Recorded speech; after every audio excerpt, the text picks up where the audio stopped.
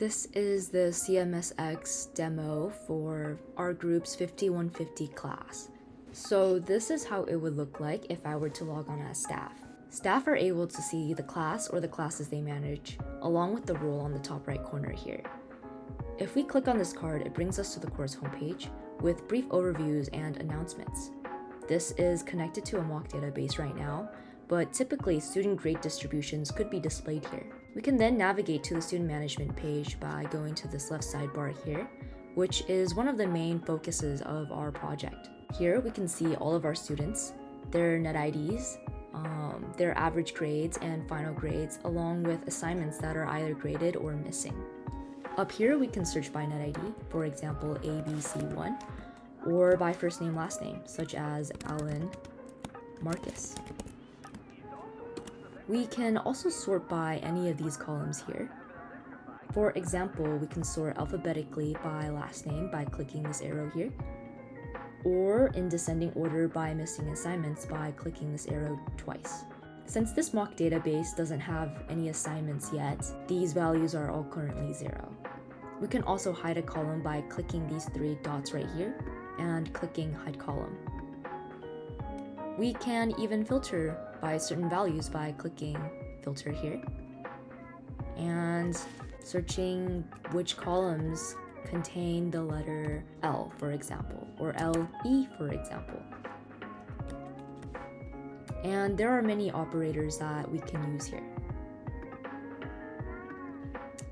We can manage columns by clicking these 3 dots again and clicking manage columns. Here we can also reset the state.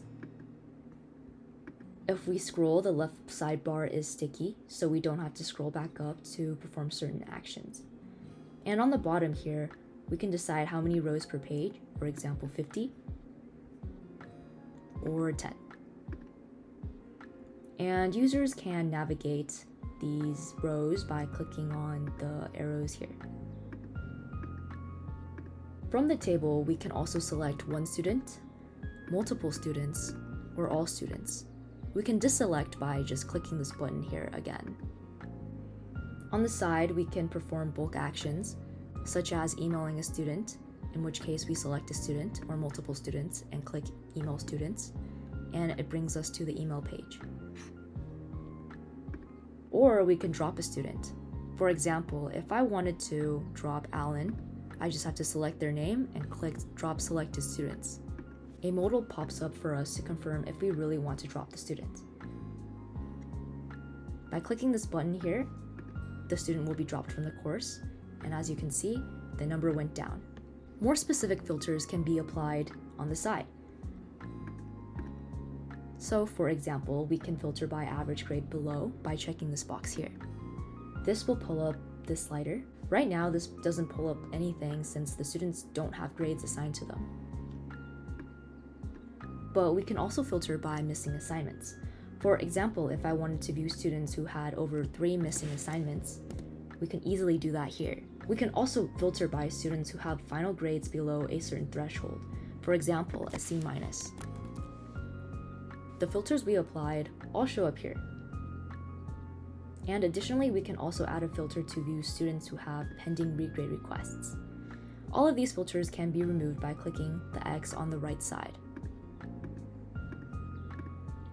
The final dropdown is for dropping students. So the first button here would allow us to upload a CSV file containing student net IDs and drop them from the course. So for example, I have a CSV file containing 2 student net IDs here. If I upload the CSV, it should confirm the students before we drop them from the course. Or if we don't want to look in the table and click a bunch of extra buttons to drop a student, we can just enter their net ID here and drop them. So for example, AAV29. By clicking this confirm button, it validates which student would be dropped from the course before we actually drop the student from the course. And that is the end of the student management's page. And now let's look at the staff management side. This is the staff management page. Currently, there's one course admin and there's 2 active staff, which is Professor Andrew Myers and Albert Heidemann. There is table capabilities like searching the staff similar to student management or like by name. There's also page pagination, but we only have 3 core staff here, so it doesn't really matter here. We also have another button to show just active staffs. Let me just show you this part in action. So we click save changes, and I guess this was also a teaser into like changing the permissions. So we're also able to change permissions within this table. There's also deactivate and reactivate. So we save these changes, and now Albert Heidemann just has the capability of controlling the content page. We can also deactivate him. So now he has been deactivated, and we also can reactivate, like say Jonathan now. So now I've reactivated him. Let me just set him back to deactivated. Now let's look at export staff CSV. Let us just open this with numbers just because it's more readable. And now as we can see, it just exports the active staff and the privileges they have, the first name and last name. And we also have the capability of changing privileges in bulk. So let me quickly reactivate him. And let's say I want to change the privileges of these 2 people. I can click change privileges here, and I want to give these 2 people these privileges. Now this table has shown updated with these privileges changes, and I click save change. Let me reload the page, and now these are their updated privileges. We can also bulk deactivate them. So let's deactivate him. Now we only have 1 active core staff, and now let's also just show you the bulk reactivating. So now we have a total of 3 core staff.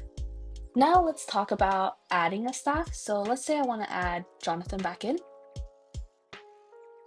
I want him to have just groups privileges, just because I see that he has grades and assignment. As you can see, the inactive staff has been reactivated, and now he has his permissions. So let's save changes. And this has been reflected that he's been reactivated and has these updated privileges. There's also another way we can CSV upload to change privileges. So as you can see, I think I said change perms and reactivate. So I think in this case, I deactivated him. Okay, I'm gonna upload a CSV. Actually, let's explore what the CSV is first. In this case, that we see that we're gonna give Albert all of these privileges, and then ideally we also reactivate Jonathan, and he would have the permissions of groups and he would have permissions of content. So let's see if it does that. Upload, save changes. We see that this has been updated, that Albert has these permissions now, and Jonathan has groups and content. So let's save changes. Let's reload the page quickly, and yeah, now we see that they're both active and they have these updated privileges. But say I just don't really care about grades in this case. I can technically just leave the grades column blank, and I can just fill in the rest. Let me adjust some of the privileges that they have right now, and let me upload the CSV. This is missing the permissions, and now we see that it has omitted the grades column and updated in other ways, and this has worked. Say I left the net ID blank. If I try to upload it, it says that CSV row 3 is missing an ID, and it would reject the CSV. An invalid net ID. This is what it looks like. It's AA67, and these are the permissions I want to give it. As you can see, it's not really a user in the base, and so right now, if we try to save these changes, it would say that net ID AA67 does not exist. And so in order to fix this, we just press deactivate, and it's removed from the staff additions. And in case that like people are unfamiliar with like what kind of CSV it should look like, I portray a CSV template that they can look as a reference. And this would just be all the active staff members on the page, and you can just edit it from there. And so that kind of concludes the capabilities of the staff management page. And yeah, this has been a really awesome semester, and thank you so much for watching.